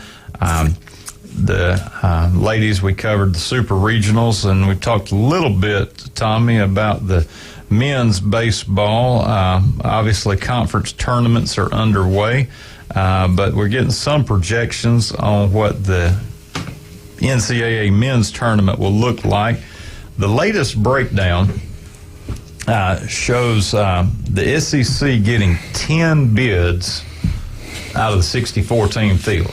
So just about everybody at Hoover, going on to play next week. The ACC has 8 teams that they project in the field. Big 12, 7. Pac-12, 6. The Big 10, Big West, and the Sun Belt each getting 3 bids, and the Colonial getting 1. So the projected regional hosts are rather interesting. Right now, the 1 seed, far and away, playing the best ball, Wake Forest out of the ACC. I think they are going to be kind of a front runner on this. Out of the SEC, Florida is projected as a 2 seed. I think that'll hold, particularly since they won last night. Arkansas as the 3 seed, another strong SEC team. 4 seed at LSU, and Alex Box is a tough place to play. Stanford as a 5. Clemson and the ACC representing again as the 6th seed. There's the Vandy boys at 7. You've got Virginia coming in at 8. So you can tell just on those 8 teams, Tommy, the sports shifted to the Southeast. Not much different than football, with where the dominance is found. You have 1 Pac-12 team in play. So I know with spring sports, weather comes into a play. Michigan's not the most ideal place to play baseball when they start the season in February and March. But we keep talking about, the regionalization of college sports.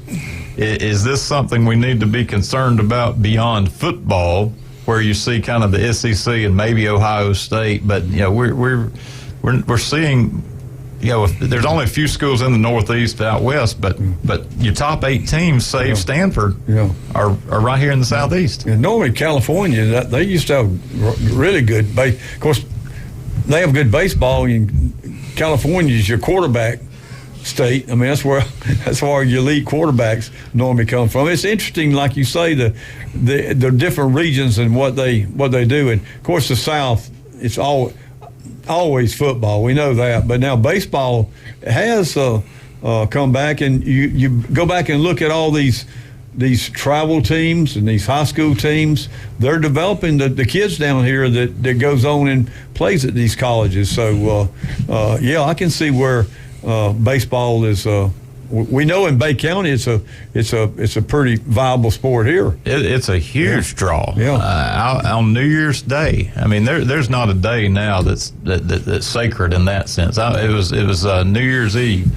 I'm out at one of our local restaurants on the beach, and there are all these kids in baseball uniforms. And I was just curious. I said, what are y'all doing? They were in a tournament, a New Year's baseball tournament, and they'd come from up north, and they're playing in the 50s and 60s thinking it's just balmy weather, and we're all shivering. They're out there swimming in the Gulf, and we're not about to get out there. But you think also about how much kids are playing, and I know we're getting away from this. I'll pick it up here in a second, but the number of games. I mean, we'd play 18, 20 games in the Little League season. They go play 4 or 5 games a weekend. And don't think a thing about it. That's right. So, finishing out the projected 16 seeds, and you're going to see this theme continue. So we had 7 of the 8 from the South. Well, the number 9 projected seed, Coastal Carolina. Number 10, Kentucky. Number 11, Miami. Number 12, Auburn. Number 13, South Carolina. Number 14, Alabama. Number 15, Boston College. So, ACC school, but the 1 Northeast Regional. And then the 16 seed projected right now would be the Terre Haute Indiana regional with Indiana State as the host. So 3 regionals projected to be outside the Southeast. That's amazing, yeah. That's pretty remarkable. I mean, it really is. And obviously there's a lot that can play into this, but this is the projected top 16 teams going into next week. And where will FSU be? Which regional they going to be in? The Tallahassee regional? It looks like Gadsden County. I think they got to travel. Yeah, okay. And it doesn't even look right, Tommy. I mean, to not have Tallahassee on this list. And that's a loss for all of us here. I've been to that Tallahassee regional, several times when teams played, and so I do like the regional format. It's the best. It's a double elimination format, and you go through and you see some of these projections. Looking particularly at like the 2 seed, in Florida, Texas Tech, Arkansas, Oklahoma State. Coach Hale would be real happy about this. His Southern Miss Golden Eagles heading down to LSU. But if you remember, that's a rematch of last year's Super Regional. Yeah, that's right. LSU came up to Hattiesburg, right. And so kind of keeping that one going. West Virginia, Stanford, Clemson, East Carolina, Vandy, Washington. That's interesting. Ryan Mulvey, big Coastal Carolina guy. You've got Coastal, in North Carolina as the 2 seed. Virginia, Maryland, that's old ACC rivals getting back together. The Auburn, Texas one we talked about during the Auburn update. I think that would be a neat one to see, particularly with Troy. And there's the 3 seed if they hold that one. And this is a chance where the in-state schools that don't normally get a chance to play the big boys get their shot. Southern Miss gets Ole Miss, or Troy gets an Auburn. They relish those opportunities because that those guys have watched and probably wanted to play, and those other people got picked up, and now they can show why those coaches made a mistake. Get a little exposure. A little bit of gotcha. So South Carolina has Duke. Interestingly, Dallas Baptist is the 2 seed with TCU going to Tuscaloosa if it were to hold. And I think that's pretty generous. Dallas Baptist? Yeah, if they came in as the 2 seed to that's not a pretty Tuscaloosa. good record. They do. They've had a good program out there. Boston College has Connecticut, and then Tennessee going to Indiana State there. So we'll see how it shapes out. Now, Michael, you said you played wrestling and football. You watch much baseball at all here, the college game? I just don't have time anymore. Don't have time. They keep you too busy here. Yeah, I'm staying busy. Here pretty soon, maybe I'll have more time. There you go. Well, it's a great time of the year. Tommy, who are you going to be pulling for with FSU at the house? FSU and who? Georgia? Yeah. You're staying with the ladies there watching that one, right? Yeah. So that's going to be an interesting game. I don't know. Talking about the Big Ten a little bit, we've mentioned them and the conference realignment and those matters. You may have seen this news as well. Michigan State, Penn State is going to be moved from an on-campus game at East Lansing, to Ford Field in Detroit. Thanksgiving weekend. Really? Yeah.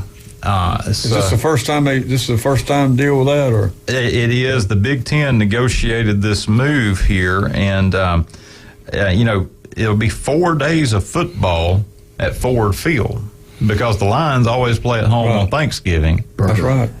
And then they're going to put Michigan State, Penn State on the Friday night. But here's what you may find interesting.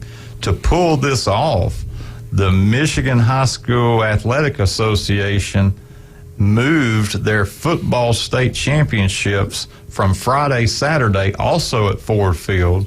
And now the high school state championships are going to be played on Saturday and Sunday. So what are they going to do? Put a new field in after all this? Well, it's all artificial turf in the dome here. Yeah, they better. So you'll have Thursday NFL, have Friday night Michigan Penn State, And then Saturday and Sunday, the Michigan High School Athletic Association state champions. But I thought, just going back to no day sacred anymore, high school football state championship on Sunday. Yeah, wow. I know FHSAA has granted that in the rarest of circumstances. You don't play on Sunday in Florida. But now here we are. It's a new day. So I think it's the first time Michigan State has played at Ford Field since early 2000s. And that was actually because they were going to play Florida Atlantic on the road. Construction was not finished. They were going to play Florida Atlantic, and they ended up playing them at Ford Field.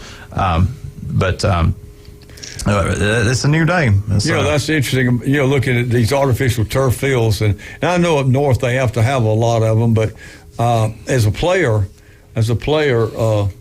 I like to see the old turf. I just like that. See the grass there, exactly right. I like to see that stains on those pants and all. Grassy cleats. Well, we've got one more segment for you here on the Coach James Hale Show this morning. As we go to a break, I want to invite you to check out a couple of our local restaurants and go by and tell them Coach Hale said hello. Paparazzi Gourmet Deli. Family recipes for over 100 years, delicious Italian-American dishes, only the freshest natural ingredients, fresh mozzarella made daily. And also, here on Thomas Drive, El Rodeo Tequila Bar and Grill. Spacious indoor seating, outdoor seating, live music, great menu items, drinks open daily. Go by and give them a visit as well. We're moving to our last segment. If you want to join us, call 850-215-6290. This is the Coach James Hale Show on ESPN 104.3. We'll be right back.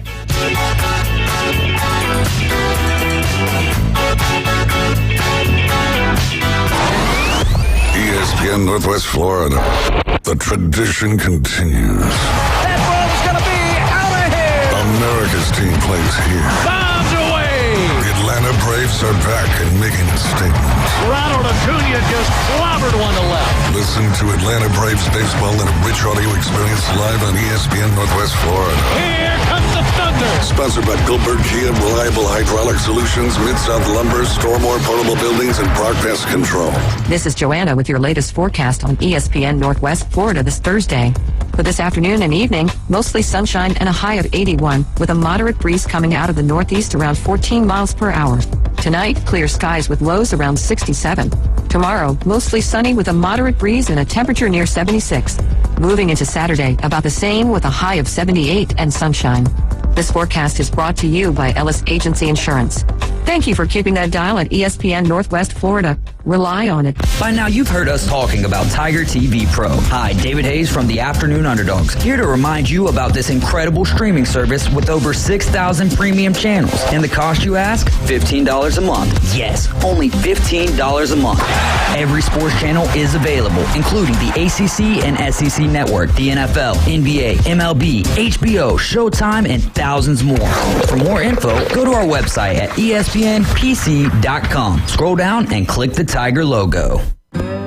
Chuck was terrible at fishing. He spent many frustrating hours attempting to get results he saw from internet videos, aggravating trial and error fishing trips, and misguided advice from well-intended friends.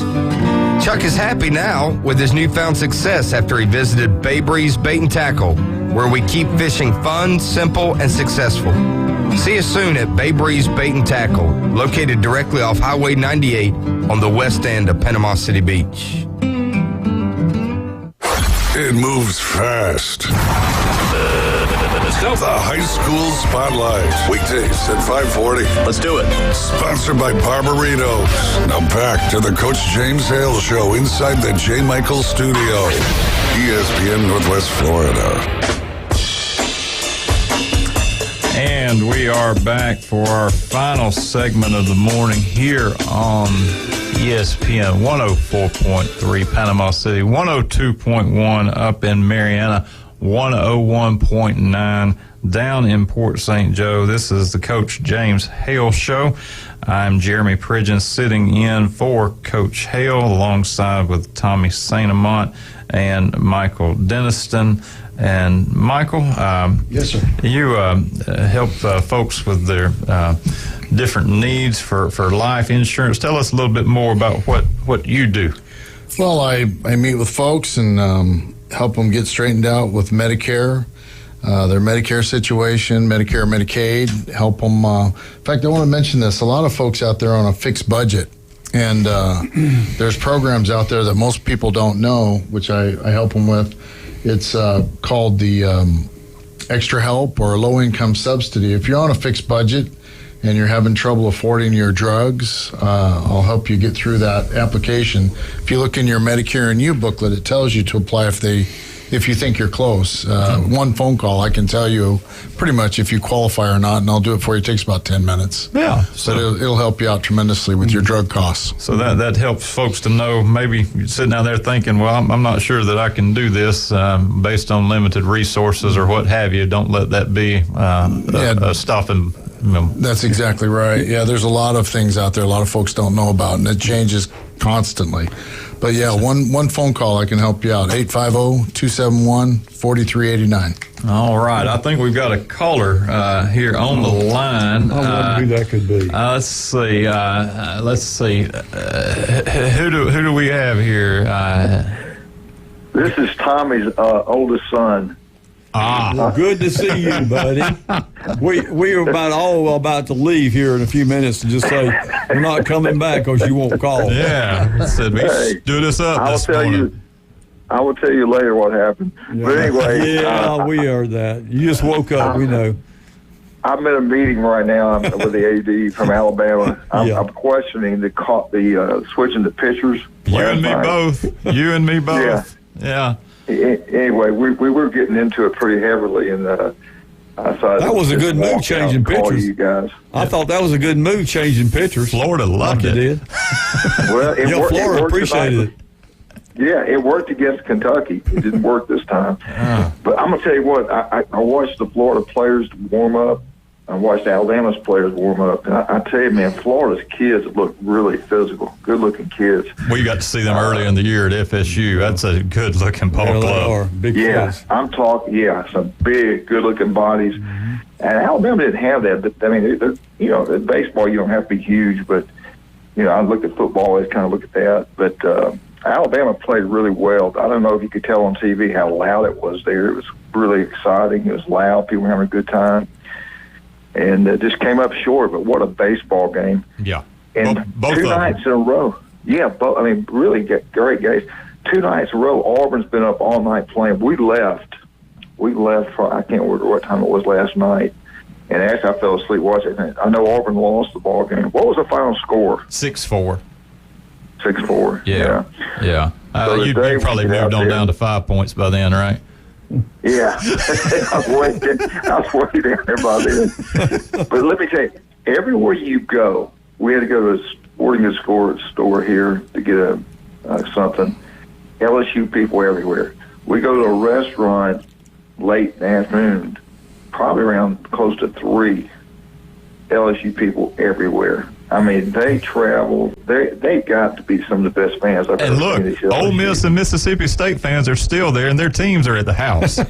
Yeah, it's unbelievable. Today, I think the first game is 9:30. 9:30 first pitch. Yep. A&M. Who's A&M playing? I can't even think. Oh A&M? gosh, yeah, South Carolina.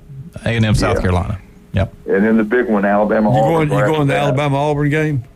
I'm going to get there and probably watch the end of the A&M game, and then watch Alabama leave for a while, then go back. So last year was your first experience at the SEC tournament. It sounds like we've got kind of an annual bucket list type thing for you now. You seem to have fallen in love with this whole experience at Hoover. I tell you what, we have had a great time. The people are, it's like you got all these different fans there, and everybody's excited, everybody's having a good time. But I tell you what, they do it right at Hoover. The police, escorts for everybody in and out, the teams, the media getting in and out, getting up in the press box, the food they feed, just incredible. I got an opportunity to go down and watch the press conference. I was so impressed with the head baseball coach in Kentucky. You talk about a first-class, highly intelligent coach. the guy was he's special. There's something about that guy. Their players, every player that got out there and talked, the different teams, you could tell that really disciplined, thought things through before they opened their mouths to say anything. But I've been impressed with the coaches of these different schools, the players. But if you've never done it, you need to do this. If you love baseball or just like baseball, you need to come up here and watch it. It's really a good atmosphere. Have you been helping Jamie with her TV announcements and all? No, she did a good job. I was with her down in the interview when she interviewed the Alabama coach, and she did a real good job with that. I enjoyed that. But no, she does a good job. I just getting away. I did get to see Andy Burcham. It was before the Alabama-Florida game. Andy got there. He was tired. They were up all night before. We got a picture together. We talked, cut up a little bit. Then he had to go get ready to call the game for the Auburn game. But Jeremy, have you ever been up the media part of the stadium? I have not been in the media part there. No, not there.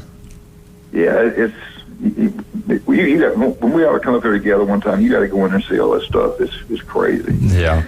The food's outstanding. They treat you so well. It's something special, no doubt about that. Well, you talk about Hoover, and you're right. They are exceptional hosts. But if you recall, a couple of years ago, there were some initial conversations of, do we move this thing around, and move it across the conference, or other areas we're looking maybe to bid it. And I think the locals there in Birmingham, having had the SEC game slip away from them in football, really said, okay, we've got to do what we can to make sure that this does not leave the Birmingham area. And, from a travel standpoint, I know that it lends itself to where, the Birmingham SEC office is basically a branch of the University of Alabama, and I've heard that my whole life. But geographically located, it makes the most sense to get the teams in and out. When you look at the footprint of the Southeast, running from Gainesville to Columbia, Missouri, down to Baton Rouge, all the way up to Columbia, South Carolina.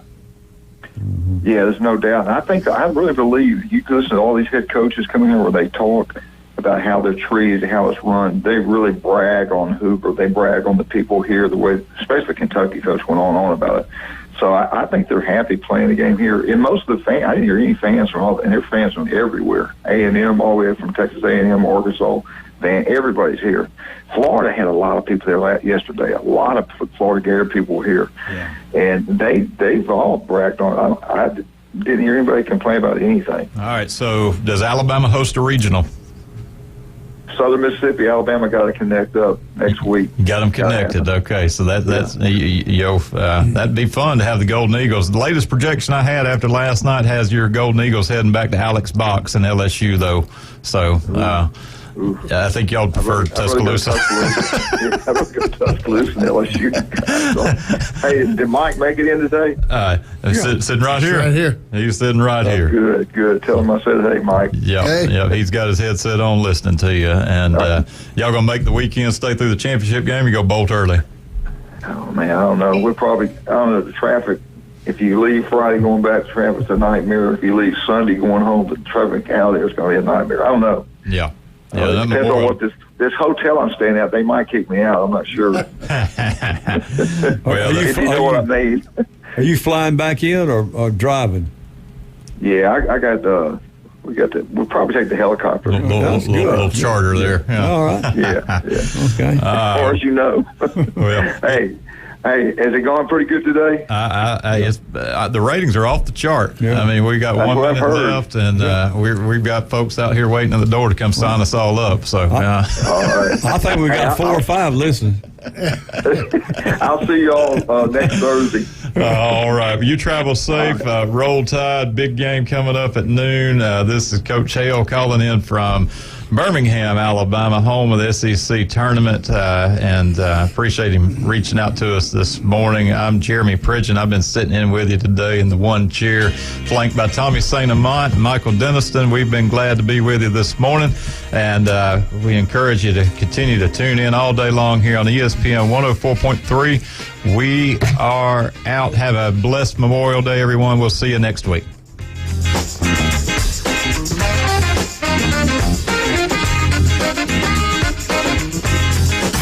ESPN Northwest Florida. It's the Coach James Hale Show. As a player, what did you like better, the grass or the turf? And now as a coaching, what do you like better that he was playing on?